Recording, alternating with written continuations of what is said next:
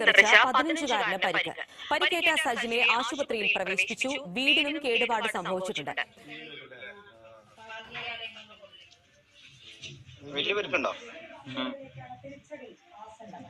വിശദാംശങ്ങളുമായി ജിത്ത് ജോൺ ചേരുന്നുണ്ട്. ജിത്ത്, എങ്ങനെയാണ് ഈ അപകടം സംഭവിച്ചത്? എപ്പോഴായിരുന്നു? ഈ പരിക്ക് എത്രത്തോളം സാരമുള്ളതാണ്? എങ്ങനെയാണ് അതിനുമായി ബന്ധപ്പെട്ട് മറ്റു വിവരങ്ങൾ?